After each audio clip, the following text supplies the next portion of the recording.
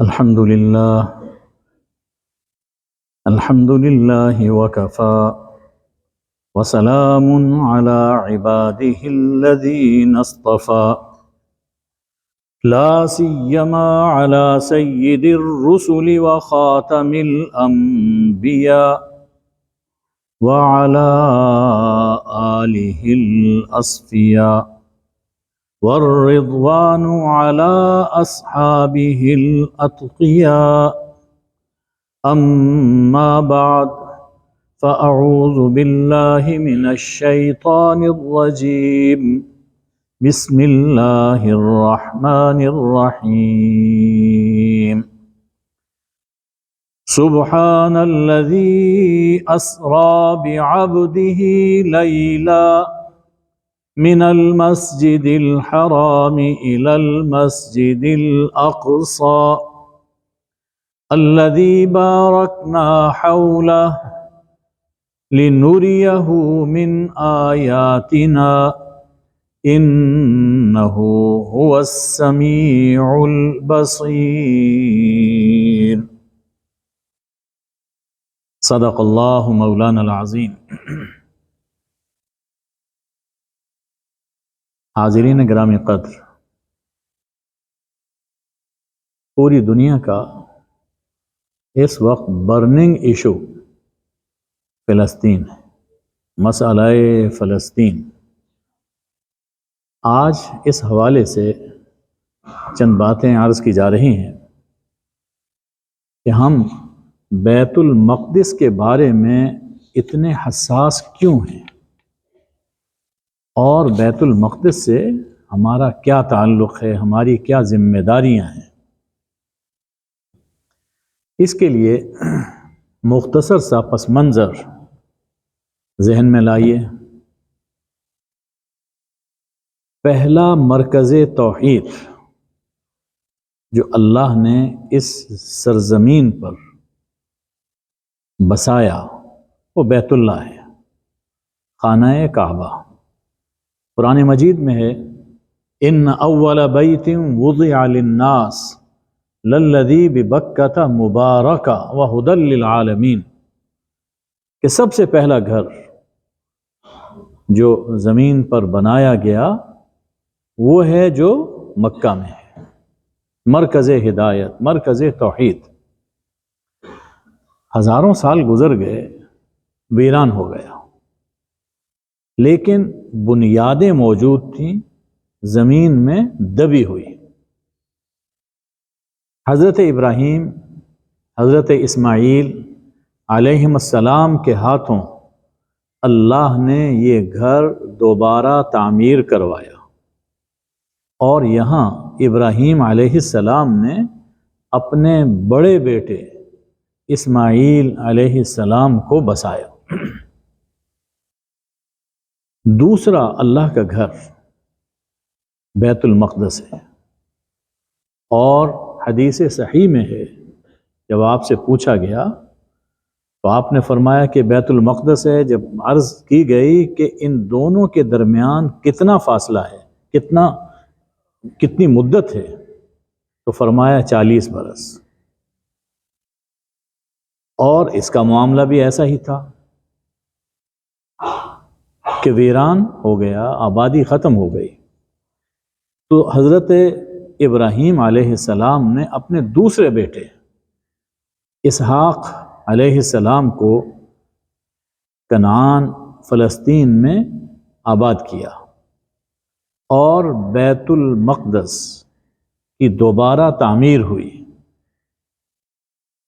حضرت ابراہیم علیہ السلام سے اللہ تعالیٰ نے ایک عہد کیا تھا، وَإِذِ ابْتَلَىٰ إِبْرَاهِيمَ رَبُّهُ بِكَلِمَاتٍ فَأَتَمَّهُنَّ، جب ابراہیم علیہ السلام امتحانات میں کامیاب ہوئے تو اللہ نے فرمایا انی جاعلک للناس اماما، میں سب انسانوں کا تجھے امام بنا رہا ہوں۔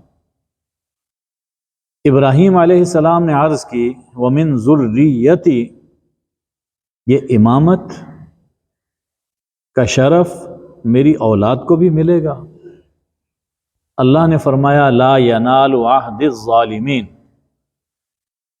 ظالم اس وعدے اور عہد میں شامل نہیں، یعنی آپ کی اولاد میں جو متقی ہوں گے، پاکیزہ کردار کے حامل ہوں گے، انہیں میں امام بناؤں گا، اور جو آپ کی اولاد میں ہوتے ہوئے بے راہ روی، نافرمانی کی زندگی گزاریں گے، وہ میرے اس عہد سے باہر ہے، وہ امامت سے معزول ہوں گے۔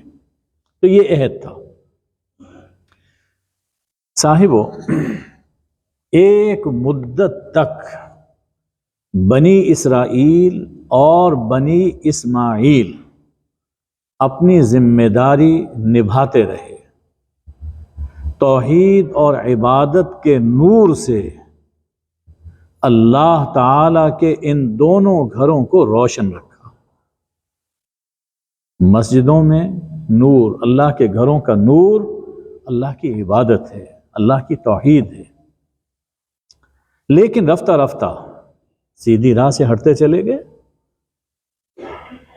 بنی اسماعیل میں تو حضرت اسماعیل علیہ السلام کے بعد کوئی نبی نہیں آیا۔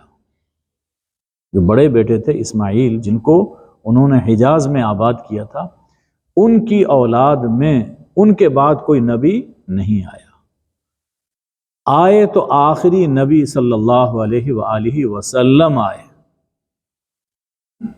اور یہ جو مدت گزری ہے، اس دوران میں بنی اسماعیل کفر و شرک کے ظلم میں مبتلا ہو گئے۔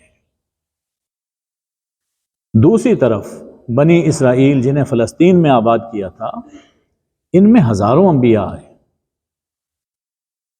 اور 3 بڑی آسمانی کتابیں، ابراہیمی اور موسوی صحیفے انہی میں نازل ہوئے، لیکن انہوں نے، بنی اسرائیل نے، آسمانی کتابوں میں تحریف کی، انبیاء کو قتل کیا، اخلاقی جرائم کا ارتکاب کیا، اور یہ سلسلہ 2 4 10 برس نہیں، ہزاروں برس جاری رہا۔ اب ظلم اور جرم ان کی عادت بن گیا۔ ہم دیکھتے ہیں کہ جب کوئی شخص کسی گناہ کا عادی ہو جائے، پھر اس سے بچنا اس کے لیے بہت مشکل ہو جاتا ہے۔ تو یہ ظلم اور جبر، انبیاء کی نافرمانی، ان کی عادت ثانیہ بن گئی۔ کہہ سکتے ہیں کہ پوری قوم روحانی کینسر میں مبتلا ہو گئی۔ تو اس کی سزا میں اللہ تعالیٰ نے حضرت مسیح علیہ السلام کے بعد ان میں کوئی نبی نہیں بھیجا، یعنی حضرت مسیح اسرائیلی پیغمبر ہیں، لیکن اس کے بعد کوئی نبی نہیں آیا کہ جب تم قدر ہی نہیں کر رہے اور حضرت مسیح علیہ السلام جیسے اولو العزم پیغمبر کی قدر نہیں کر رہے، تو اس کی سزا میں یہ ہوا کہ یہ برکت ان سے اٹھ گئی۔ چنانچہ 571 سال کے بعد پھر بنی اسماعیل میں حضور اکرم صلی اللہ علیہ وآلہ وسلم پیدا ہوئے۔ بنی اسماعیل میں کفر اور شرک اور کئی برائیاں تھیں، لیکن بہت سی اخلاقی خوبیاں بھی تھیں۔ ان کے ہاتھوں کوئی پیغمبر قتل نہیں ہوا، اور معاشری خوبیاں ان میں موجود تھیں۔ تو اللہ تعالیٰ نے ان میں آخری نبی حضرت محمد صلی اللہ علیہ وآلہ وسلم کو مبعوث فرمایا۔ اب اللہ نے ایک عہد کیا تھا کہ لا ینال عہد الظالمین،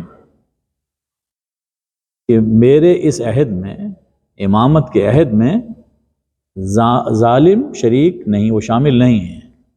تو اس فرمان کے مطابق اب بنی اسرائیل امامت، قیادت اور شہادت حق کی ذمہ داری اور اس امانت سے معزول ہو گئے،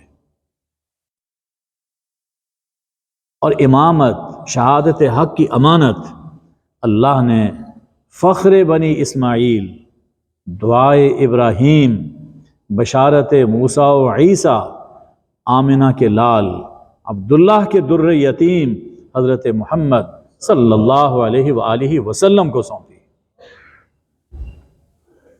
بنی اسرائیل کی معزولی کے اشارات قرآن مجید میں متعدد مقامات پر ہیں۔ صرف دو واقعے میں عرض کرتا ہوں۔ پہلا واقعہ ہے معراج کا، یہ مکی دور کا واقعہ ہے۔ قرآن مجید میں اللہ تعالیٰ نے فرمایا کہ سبحان الذی اسریٰ بعبدہ لیلا من المسجد الحرام الی المسجد الاقصی، پاک ہے وہ جو اپنے بندے خاص کو راتوں رات مسجد حرام سے مسجد اقصی لے گیا۔ سب سے پہلے مسجد اقصی میں آپ کو لے جایا گیا، اور وہاں سب انبیاء کرام علیہم السلام کا آپ کو امام بنایا گیا۔ پھر سورہ بنی اسرائیل میں اسراء کے ذکر کے فوراً بعد بنی اسرائیل کو تورات عطا فرمانے کا ذکر ہے۔ پہلی آیت کے فوراً بعد ذکر ہے وَآتَيْنَا مُوسَى الْكِتَابَ وَجَعَلْنَاهُ هُدًى لِبَنِي إِسْرَائِيلَ أَلَّا تَتَّخِذُوا مِن دُونِي وَكِيلًا، تورات ہم نے عطا فرمائی۔ اور پھر اس کے بعد بنی اسرائیل کے جرائم اور سزاؤں کا ذکر ہے۔ اس کے بعد فرمایا گیا عسیٰ ربکم ان یرحمکم، یعنی رب اب بھی تم پر رحمت فرمانا چاہتا ہے۔ بنی اسرائیل کو کہا جا رہا ہے کہ رب، جو کچھ ہوا ہو گیا، سزائیں مل گئیں، رب اب بھی تم پر رحمت فرمانا چاہتا ہے، اور اس کا ذریعہ یہ ہے کہ رحمت للعالمین صلی اللہ علیہ وآلہ وسلم کے دامن رحمت سے وابستہ ہو جاؤ۔ وَإِنْ عُدْتُمْ عُدْنَا، اور اگر تم نے پھر سرکشی کی تو ہم پھر وہی سلوک کریں گے جو پہلے کیا تھا، یعنی سزا ملے گی۔ اس میں واضح اشارہ ہے کہ اب اللہ تعالیٰ کے دونوں گھروں کی تولیت حضرت محمد صلی اللہ علیہ وآلہ وسلم کو عطا فرمائی جا رہی ہے، بیت اللہ کی بھی اور بیت المقدس کی بھی۔ دوسرا واقعہ مدنی دور کا ہے، تحویل قبلہ۔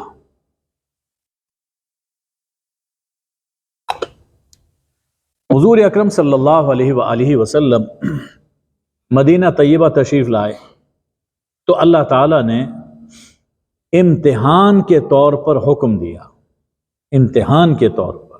قرآن مجید میں ہے وَمَا جَعَلْنَا الْقِبْلَةَ الَّتِي كُنْتَ عَلَيْهَا إِلَّا لِنَعْلَمَ مَن يَتَّبِعُ الرَّسُولَ مِمَّن يَنْقَلِبُ عَلَىٰ عَاقِبَيْهِ، مکہ سے یہاں آپ آئے تو ہم نے جو قبلہ آپ کے لیے مقرر کیا بیت المقدس، یہ امتحان کے لیے تھا،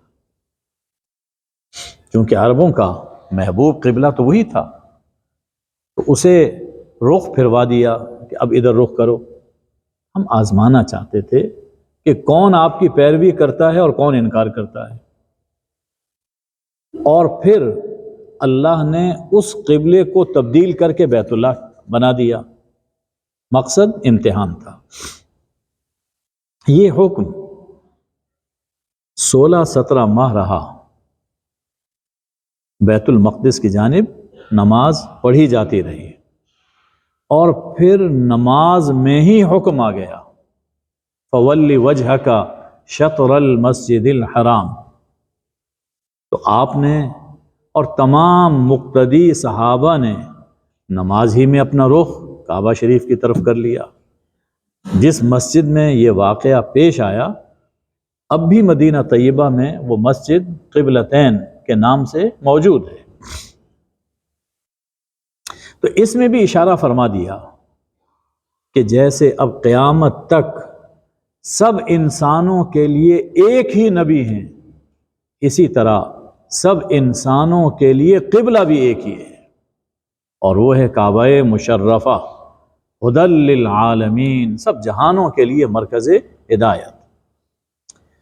اور یہ اشارہ فرما دیا کہ اب جس نبی کو دونوں قبلوں کا امام بنایا گیا ہے، وہی ان دونوں قبلوں کی تولیت کا حق رکھتا ہے۔ ان دونوں مساجد کی تولیت، اس کی خدمت، وہ انہی کے پاس ہے صلی اللہ علیہ وآلہ وسلم۔ تو یاد رہے کہ بیت المقدس ہمیں، امت محمدیہ کو، بیت المقدس اللہ نے عطا فرمایا ہے۔ اللہ کا گھر ہے، اللہ نے عطا فرمایا، یہ ہمارا ہے، ہم اس سے دستبردار نہیں ہو سکتے۔ یہ قبلہ اول کی تولیت کا دینی پس منظر ہے۔ صاحبو، سیاسی اور انتظامی طور پر بیت المقدس حضرت عمر رضی اللہ عنہ کے دور خلافت میں 16 ہجری میں اہل اسلام کے قبضے میں آیا۔ اس سے پہلے حضور صلی اللہ علیہ وسلم کو وہاں لے جایا گیا تھا، لیکن تسلط اور قبضہ، تصرف آپ کا نہیں تھا۔ یہ سیاسی انتظامی طور پر تصرف حضرت عمر رضی اللہ تعالیٰ عنہ کے دور میں ہوا، سن 16 ہجری میں۔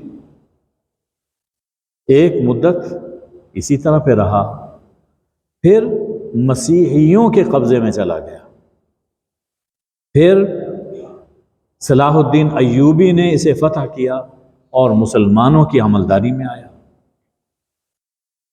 دوسری طرف یہود کا آبائی وطن فلسطین ہے۔ اللہ نے قرآن پاک میں فرمایا کہ یا قوم ادخلوا الارض المقدسہ، اس میں داخل ہو جاؤ، لیکن اللہ تعالیٰ کی نافرمانیوں کے پاداش میں وطن ان سے چھن گیا، اور حکم الہی کے مطابق یہ دنیا کے کئی ممالک میں بکھر گئے۔ بیت المقدس اسرائیل کے قیام سے پہلے کی تاریخ پڑھ لیجئے، یوکرین میں اور یورپ میں، ایران میں ابھی تک بہت بڑی تعداد میں موجود ہیں، اور دنیا کے کئی ممالک میں۔ اور جہاں گئے اپنا سازشی مزاج لے کر گئے، اپنا سازشی مزاج لے کر گئے۔ ہٹلر کی وہ بات بہت معروف ہے کہ جب وہ واقعہ ہولوکاسٹ کا ہوا تو چند ہزار چھوڑ دیے، اور کہا کہ یہ چند ہزار میں نے اس لیے چھوڑے ہیں تاکہ دنیا کو پتہ چلے کہ میں نے اتنے مارے کیوں ہیں، جن کو میں نے مارا ہے وہ کیوں مارا، یہ دنیا کو بتانے کے لیے۔ آج ہم اپنی آنکھوں سے دیکھ رہے ہیں۔ آبائی وطن کی یاد انہیں ستاتی رہی، یہاں تک کہ 1897 میں ایک یہودی رہنما نے یہودی ریاست کے قیام کے لیے ایک ورلڈ زائونسٹ آرگنائزیشن قائم کی۔ صہیونی وہ تنظیم ہے، حالانکہ ایک یہودی ریاست کا قیام ان کے مذہبی عقیدے کے خلاف تھا، اور اب بھی ہے۔ چنانچہ آپ دیکھیں گے کہ یہود میں آج اس دور میں بھی کچھ لوگ جو مذہبی ہیں، وہ ان کے اقدامات کے خلاف نیو یارک میں، لندن میں اور دوسرے ممالک میں پروٹیسٹ کر رہے ہیں۔ وہ جانتے ہیں کہ یہ غلط کر رہے ہیں۔ یہ یہودی ریاست کا قیام ان کے عقیدے کے خلاف ہے، لیکن یہ صہیونی یا دہشت گرد کہہ لیجئے، شدت پسند یہودی، انہوں نے یہودی ریاست قائم کرنے کی کوششوں کا آغاز کیا۔ یورپ کی زمین بھی ان کی حرکتوں کی وجہ سے ان پر تنگ ہو چکی تھی۔ اسی سبب ہولوکاسٹ کا واقعہ پیش آیا، اور دوسری طرف انگریز بڑی مدت سے امت مسلمہ کو کمزور سے کمزور تر کرنے کی سازشیں کر رہے ہیں۔ 1917 میں 1917 میں بالفور ڈیکلریشن ہوا۔ انگریز نے اپنے مفادات کے لیے یہود کی سرپرستی کی اور اب تک کر رہے ہیں۔ انگریز ان کی سرپرستی کر رہے ہیں۔ لوگوں میں یہ تاثر ہے کہ یہود مغرب کو استعمال کر رہے ہیں۔ ایسا نہیں، بلکہ مغرب یہود کو استعمال کر رہا ہے اپنے مقاصد کے لیے، کہ ہمیں براہ راست مسلمانوں سے نہ لڑنا پڑے، مسلمانوں اور یہود کو آپس میں لڑواتے رہے۔ یہود کے لیے موجودہ دور یہ مہلت کا دور ہے، اور اللہ کے ارشاد کے مطابق حضور صلی اللہ علیہ وآلہ وسلم کی پیش گوئیوں کے مطابق سزا ان کا مقدر ہے، وہ مل کر رہے گی۔ 1919 میں 1919 میں پہلی جنگ عظیم ختم ہوئی۔ 1924 میں سلطنت عثمانیہ کا سقوط ہوا۔ یہ جب سقوط کا دور ہے، اس کو کبھی تفصیل سے پڑھیے اس تاریخ کو کہ انگریز کیا کچھ کرتا رہا۔ اب ہولوکاسٹ کے بعد سے یہود ایک منصوبے کے تحت فلسطین منتقل ہونا شروع ہوئے تھے۔ ایک پکچر میں نے دیکھی، ادھر جا رہے ہیں ادھر جا رہے ہیں، کوئی پناہ نہیں دے رہا۔ ایک شپ کے اوپر لکھا ہوا ہے کہ خدا کے لیے ہمیں رہنے کے لیے جگہ دے دو، اور دیکھیے مل جاتی ہے۔ آغاز زمینوں کی خرید سے کیا، اور فلسطینی اچھی قیمت ملنے کے لالچ میں زمینیں بیچتے رہے، یہاں تک کہ یہود نے سرزمین فلسطین میں اپنے پاؤں جما لیے، اور 1948 یعنی ہماری آزادی کے ایک سال کے بعد انہوں نے آزاد اسرائیلی ریاست کے قیام کا اعلان کر دیا۔ اب یہ ارد گرد کے عرب ممالک اسے سمجھ رہے تھے کہ بہت معمولی بات ہے، یہ چند ہی تو ہیں یہود، کیا ہے ان کے پاس، تو ٹھیک ہے رہتے ہیں، کوئی ایسی بات نہیں ہے، بہت معمولی سمجھا۔ لیکن آج عرب ممالک اس سے خوفزدہ ہیں، اور فلسطینی اپنے وطن میں بے وطن ہو چکے ہیں۔ اصل یہ وطن تو پھر ان اہل فلسطین کا تھا، ان عربوں کا تھا، وہ اپنے وطن میں بے وطن ہے۔ آغاز میں یہودیوں کے پاس 6% زمین تھی، اور آج فلسطینیوں کے پاس 6% زمین رہ گئی ہے، باقی سب فلسطین پر ان کا قبضہ ہے۔ یہ غزہ ایک اوپن ایئر جیل کہہ لیجئے، چاروں طرف سے ان کا محاصرہ ہے، اور جب چاہتے ہیں وہ ظلم کرتے ہیں۔ اور اس میں بھی ان فلسطینیوں کی جان و مال محفوظ نہیں ہے، آئے روز حملے ہوتے ہیں۔ یہ کوئی نئی بات نہیں ہے جو اب اٹیک ہوا، اس سے پہلے یہ کرتے چلے آئے، اور فلسطین نے جو کچھ کیا تھا یہ ایک ریئیکشن تھا. اور کن باتوں کا ریئیکشن ہے آپ دیکھ لیجئے کہ کس طرح سے انہوں نے بچوں، عورتوں، بوڑھوں پر ظلم کیا، مسجد اقصیٰ کے اندر فائرنگ کی، لوگوں کو نماز پڑھنے سے روکا، اور بمباری ہوئی ہے، عمارات کھنڈر بن گئیں، جسم چیتڑوں میں بدل گئے، اور ہمارے بچوں بچیوں کی دردناک آوازیں اور فریادیں فضا میں گونجتی ہیں اور گم ہو جاتی ہیں. صاحبو، انگریز نے اسرائیل کی صورت میں عربوں کے سینے میں خنجر گھونپا جو آج ناسور بن گیا ہے. ذرا سوچئے کہ اسرائیل یہ سب کچھ کیوں کر رہا ہے. اس کی دو وجہ. ایک تو یہ کہ وہ مسجد اقصیٰ کو گرا کر یہاں ہیکل سلیمانی بنانا چاہتا ہے. حضرت سلیمان علیہ السلام نے جو عبادت خانہ بنوایا تھا، ان کے خیال کے مطابق وہ مسجد اقصیٰ کے نیچے ہے، اس کے لیے کوشش کر رہا ہے. دوسرا، اسرائیل کو گریٹر اسرائیل میں بدلنا چاہتا ہے. یہ ان کا بڑا ٹارگٹ ہے، گریٹر اسرائیل. اسرائیل کی پارلیمنٹ کی پیشانی پر یہ الفاظ اب بھی کندہ ہیں کہ اے اسرائیل، تیری سرحدیں نیل سے فرات تک ہیں. نیل سے فرات تک، یہ ہے گریٹر اسرائیل. صہیونی تحریک کے جو نقشے شائع ہوئے ہیں اس میں گریٹر اسرائیل کا نقشہ، اس کی ڈیٹیل دی ہے.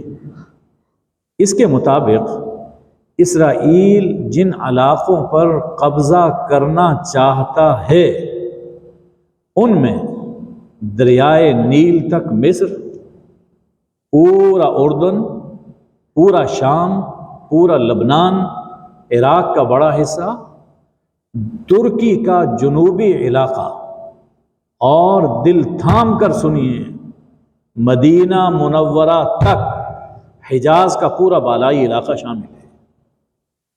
یہ نہ سمجھے کہ صرف غزہ چاہتا ہے، یہ اژدہا اس سے بہت آگے جانا چاہتا ہے، اور مدینہ منورہ ان کا ٹارگٹ ہے. یہ تو وہ کر رہے ہیں. اب ہمیں کیا کرنا چاہیے، ہماری کیا ذمہ داری؟ اس کے لیے اس کی وضاحت کے لیے انہی دشمنوں کی دو باتیں آپ کی خدمت میں پیش کر رہا ہوں. باتیں ان دشمنوں کی ہیں، ہمارے لیے بڑی نصیحت ہے. پہلی بات، اسرائیلی وزیر اعظم گولڈا میئر کہا کرتی تھی کہ اس کی زندگی، یعنی میری زندگی کا سب سے برا اور سب سے خوشگوار دن وہ تھا جب میں نے مسجد اقصیٰ کو آگ میں جلتے دیکھا. یہ میری زندگی کا برا دن بھی تھا اور سب سے خوشگوار دن بھی تھا. وجہ پوچھی گئی تو کہا کہ جس روز ہم نے مسجد اقصیٰ میں آگ لگائی تھی، میں ساری رات اس خوف سے سو نہ سکی کہ کہیں عالم اسلام ہم پر حملہ آور نہ ہو جائے. اس خوف سے نہیں سو سکی. اگر ایسا ہوا تو اسرائیل کا وجود مٹ جائے گا، یہ خوف تھا. ساری رات گزر گئی. جب اگلے روز سورج چڑھا اور میں نے مسلمانوں کے رد عمل کو دیکھا تو میں مطمئن تھی کہ اب اسرائیل حدود عرب میں محفوظ ہے. کوئی رد عمل نہیں تھا. یہ میرے نوجوان عزیز بیٹھے ہیں، ان کو اس کی بات تو یاد نہیں ہے، مجھے یاد ہے. آپ اس بات کی تصدیق کرنا چاہتے ہیں تو موجودہ حالات کو دیکھ لیں. یہی جو کچھ آج رد عمل ہے، یہی رد عمل اس وقت. اس سے معلوم ہوا کہ ہماری ناکامی، ہماری رسوائی کا سبب ہماری بے حسی، ہماری خود غرضی اور ہماری عیش پرستی ہے۔ کیا ہم اس وقت جاگیں گے جب عذاب کا کوڑا ہماری کمروں پر برسے گا؟ اس سے پہلے ہمیں جاگنا چاہیے۔ دوسری بات، اسرائیل کا پہلا وزیر اعظم بن گوریان تھا۔ ایک روز جلدی میں گھر سے نکل رہا تھا کہ بیٹی نے یاد دلایا، آج دیوار گریا پر سالانہ دعا کا دن ہے۔ بن گوریان نے جواب دیا کہ مجھے آفیشل ورک ہے، ریاستی امور ہیں، اہم کام نمٹانے ہیں۔ بیٹی نے کہا، سالانہ دعا سے اہم کام اور کیا ہو سکتا ہے؟ بہت اہم دعا ہے۔ اب اس پہ دیکھیے بن گوریان نے کیا بات کہی۔ ہم لوگ بھی انہی چیزوں میں ہیں۔ بن گوریان نے تاریخی جواب دیا، اگر صرف دعا سے کام ہوتے، اگر صرف دعا سے کام ہوتے تو تمام عرب اور مسلمان حج کے اتنے بڑے اجتماع میں اسرائیل کی تباہی اور بربادی کی دعا مانگتے ہیں، لیکن عمل سے آ رہی ہیں، اور نتیجہ تمہارے سامنے ہے۔ عرب اور مسلمان کس حال میں ہیں، اور ہماری نوزائیدہ ریاست دن دگنی رات چوگنی ترقی کر رہی ہے۔ اور آپ جانتے ہیں کہ سائنس میں اسرائیل اس وقت ٹاپ پر ہے۔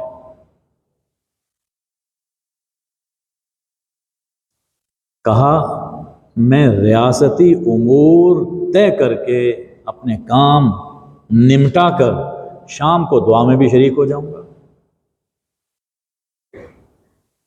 اس کی روشنی میں ہم اپنا جائزہ لے سکتے ہیں، ہم کیا کر رہے ہیں۔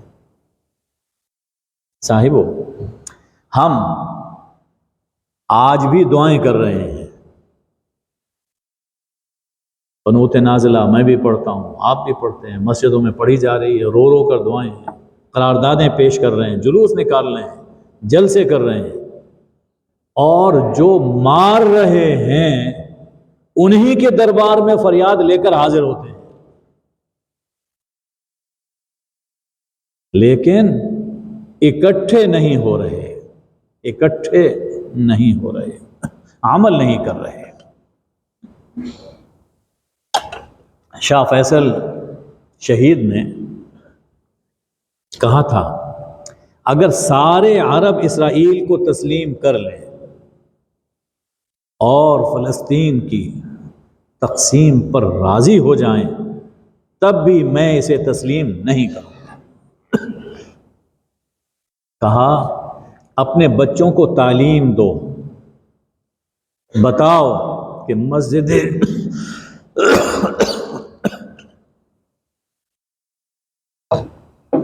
اقصی قید میں ہے۔ اپنے بچوں کو بتاؤ ہم کون ہیں، ہمارے ساتھ کیا ہو رہا ہے، یہ اپنی نسلوں میں منتقل کرو کہ مسجد اقصی قید میں ہے، یہ اللہ نے ہمیں دے رکھی ہے، یہ ورثہ ہمارا ہے۔ بھائی، کسی کے 5-10 مرلے پر کوئی قبضہ کر لے تو 2 نسل اس کے مقدمے میں چلے جاتے ہیں۔ مسجد اقصی اس پر قبضہ ہو جائے اور ہم کہیں کہ ٹھیک ہے کوئی بات نہیں، چلی گئی تو چلی گئی، نہیں۔ فیصل نے کہا، اپنے بچوں کو تعلیم دو کہ مسجد اقصی قید میں ہے۔ یہ مزاحمت جو حماس کر رہی ہے یا دوسرے لوگ کر رہے ہیں، یہ ایک اعزاز کی بات ہے، اور اسرائیل نام کی کوئی ریاست جائز وجود نہیں رکھتی۔ بالکل یہی بات قائد اعظم نے کہی تھی، اسرائیل ایک ناجائز ریاست ہے، ناجائز، اور ناجائز کبھی جائز نہیں ہو سکتا۔ صاحبو، اس وقت ضرورت ہے دعا اور عمل دونوں کی، دعا اور عمل۔ عمل کیا؟ عمل سائنسی ترقی کا، عمل سیاسی استحکام کا، عمل تمدنی بالا تری کا، عمل اقتصادی اور معاشی استغنا کا، عمل عسکری مضبوطی کا، عمل اخلاقی برتری کا۔ اور اقبال نے فرمایا تھا کہ عصا نہ ہو تو کلیمی ہے کار بے بنیاد۔ یہ صرف مسجد میں بیٹھ جانے سے کچھ نہیں ہوگا، مسجد میں دعا ہے اور میدان کے لیے اپنے آپ کو ہم نے تیار کرنا ہے۔